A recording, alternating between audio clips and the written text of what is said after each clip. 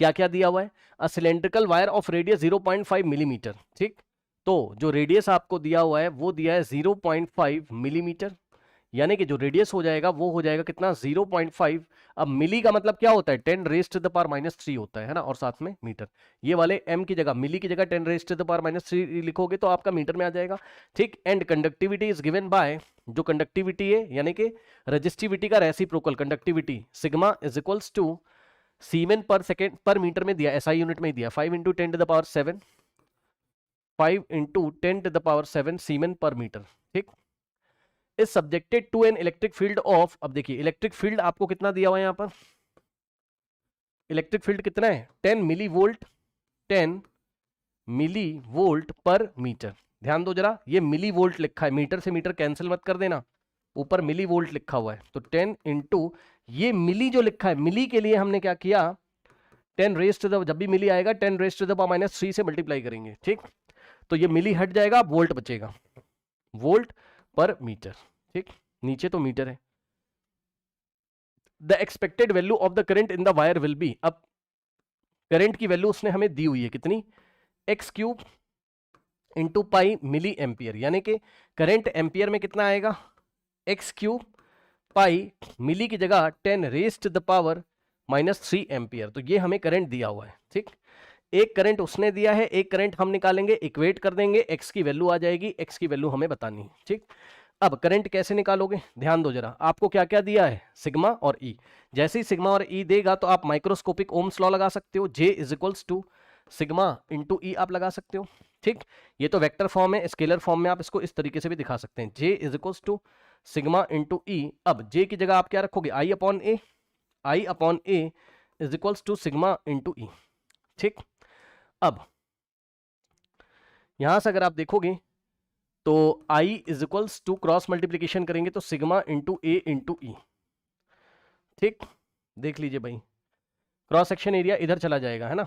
अब cross section area अगर wire का आप निकालोगे तो भाई क्रॉस सेक्शन, वायर तो सिलेंड्रिकल होता है तो cross section area pi r square, तो पाई आर स्क्वायर, यानी कि क्रॉस सेक्शन एरिया पाई ऐसे ही रहेगा आर स्क्वायर। आर कितना है हमारे पास, आर है 0.5 इंटू 10 टू द पावर -3, तो 0.5 into 10 raised to the power -3 metre का स्क्वायर, ये इस तरीके से, ठीक। चेक कर लो, तो यहां से आ जाएगा a is equals to pi into 0.5 का स्क्वायर तो 0.25 और into 10 raised to the power -3 का स्क्वायर करो 10 रेज़्ड टू द पावर -6 आ जाएगा।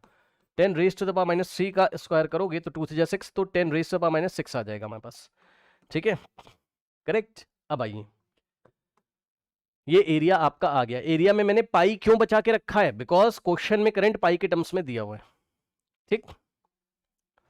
अब I is equals to sigma कितना है, सिग्मा है 5 into 10 to the power 7, sigma हमारे पास कितना है 5 into 10 raised to the power 7, cross section area है pi into 0.25 into 10 raised to the power -6 metre square. और इलेक्ट्रिक फील्ड कितनी है, इलेक्ट्रिक फील्ड कितनी है, इलेक्ट्रिक फील्ड है 10 इंटू 10 टू द पावर -3, है ना। मतलब कितना हो जाएगा ये, इसको थोड़ा सा सॉल्व करोगे तो ये मिलेगा आपको 10 raised to the power -2 volt per metre. Electric field 10 raised to the power, ये दोनों मिलके बन जाएंगे 10 raised to the power -6, sorry 10 raised to the power -2, तो इलेक्ट्रिक फील्ड हो गया 10 raised to the power -2। Solve करोगे तो यहां से आ जाएगा आपके पास। अब सुनो, करंट की वैल्यू रखना जरा, करंट की वैल्यू हमें क्वेश्चन में क्या दी हुई थी, क्वेश्चन में दी थी हमें x³ pi 10 raised to the power -3 ampere, x³ into pi into 10 raised to the power -3 ampere में थी, है ना, -3 एम्पियर में थी, तो ये भी तो हमारी वैल्यू एम्पियर में ही आई होगी, है ना, क्योंकि हमने सब कुछ SI सिस्टम में रखा है। तो 5 into 10 raised to the power 7 into pi into 0.25 into 10 raised to the power, ये दोनों मिलके बनाएगा -8, ठीक। अब अगर आप देखेंगे तो जो कैंसिल हो रहा है आप कैंसिल कर दीजिए, पाई से पाई हमारे पास चला गया, ठीक। और उसके बाद अगर आप ध्यान देंगे तो x³ इज इक्वल्स टू, ये उधर जाएगा तो कुछ ऐसा 5 into 10 raised to the power, पहले अब जरा ध्यान दो, ये देखो मैं आपको दिखा रहा हूं एक चीज, 5 इंटू 10 रेस्ट द पावर, अब सुनो 7 माइनस 8 तो -1 और इंटू 0.25 और डिवाइडेड बाय ये 10 रेस्ट टू द पावर -3, नीचे डिवाइड करेगा, साइन मत चेंज कर देना क्योंकि इधर ये मल्टीप्लाई में इधर आके डिवाइड करेगा। अब ये वाला पॉइंट इधर जाएगा तो x cube is equals to 5 into 10 raised to the power -1, 2 place right में गया है इसलिए आ जाएगा फिर से -2 और ये बन जाएगा 25 अपॉन में 10 रेस्ट टू द पावर -3। तो यहां से आप चेक करोगे तो आएगा आपका कितना, x cube is equals to 5 into 25 होता है 125 और ऊपर बचेगा 10 रेस्ट टू द पावर -3 और नीचे भी है 10 रेस्ट टू द पावर -3। ठीक, दोनों कैंसिल हो जाएंगे और x is equals to x cube is equals to 125 को आप लिखोगे 5 का क्यूब, तब आप कंपेयर कर सकते हो, बेस पावर इक्वल है तो x की वैल्यू 5 होनी चाहिए। तो x इज इक्वल्स टू कितना हो गया, 5 हो गया, x की वैल्यू कितनी आ गई, 5 आ गई। ठीक,